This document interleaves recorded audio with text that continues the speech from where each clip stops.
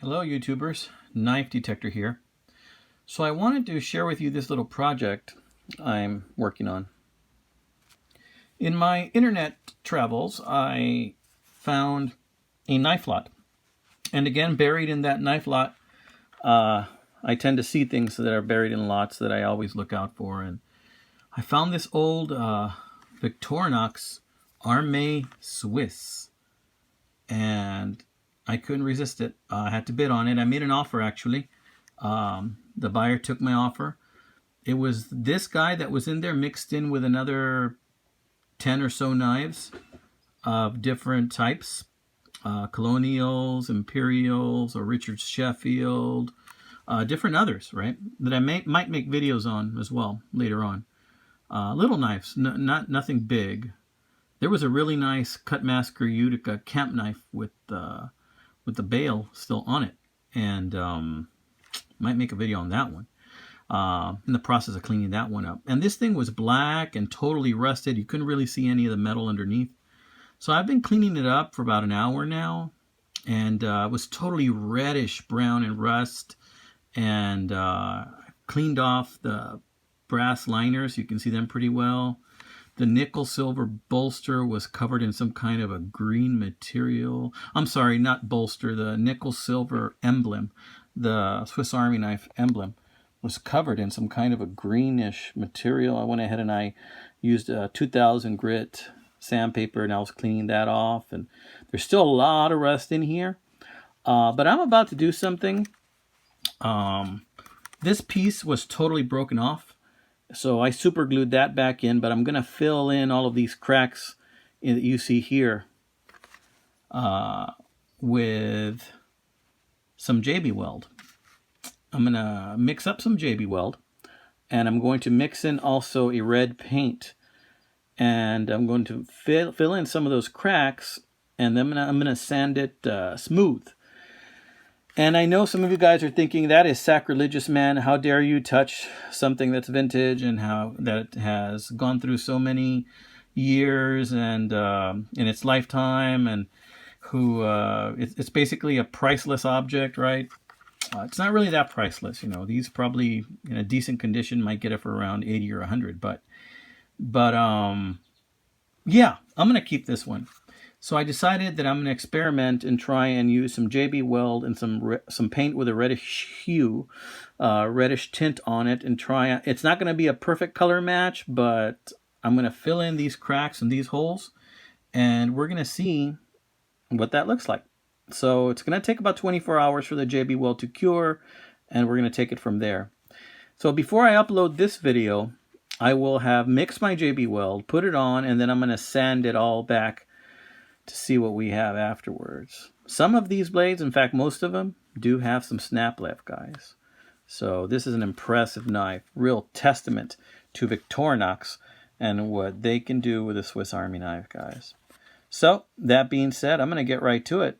And next time, next piece I'm going to add to this video is going to be me about applying those things.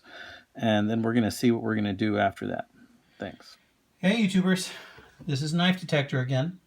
So I am going to do this reparation on this Swiss Army Armee, something that I know is sacrilegious to Victorinox owners everywhere, but I'm going to see if I can seal in some of these cracks in here. And to do that, I'm going to use a product which I like very much. It's called JB Weld. And JB Weld can be used on all sorts of plastics and metal. And I'm going to dye the JB Weld red using a paint that I have as well. And let's see how it goes. Okay, so to use a JB Weld, you need equal parts steel and hardener. To that, I'm adding some paint, some red acrylic paint as well, to try and get that color to match as closely as possible with the Victorinox knife. You're going to need some type of applicator. I'm just going to use this.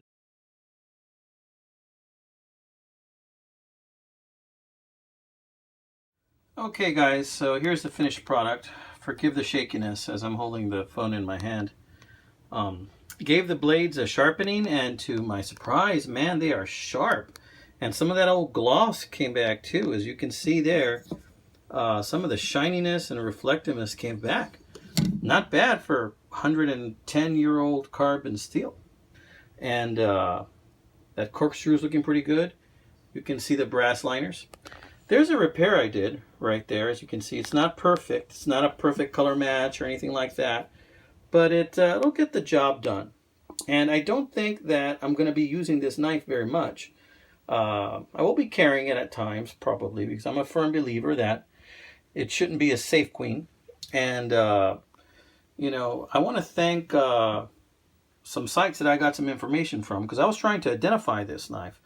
And by watching channels like Swiss Army Dan and Hobion on YouTube, I believe this is a Type 1909 Swiss Army knife.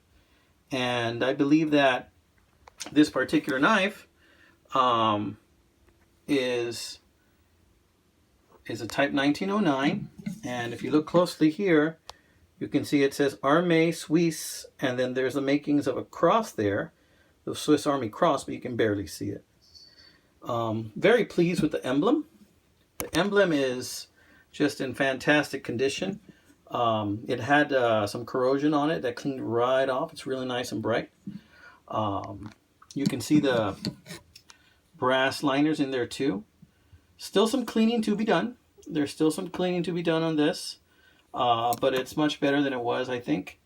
And I'm going to go ahead and let you know also that for a 100-plus-year-old knife,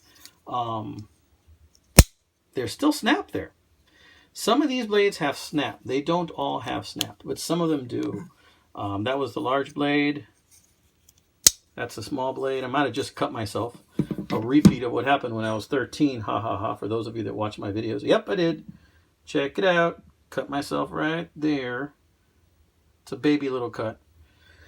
This sucker is sharp, guys. I just gave it a couple of passes with the Easy Lap that I have, and it just came right back up as far as how sharp it was. Someone had just put this away in some kind of a trunk or something, because it came with a little leather pouch that you see in the before pictures there. But then they just kind of left it alone. Oh, look, I'm bleeding all over the place now.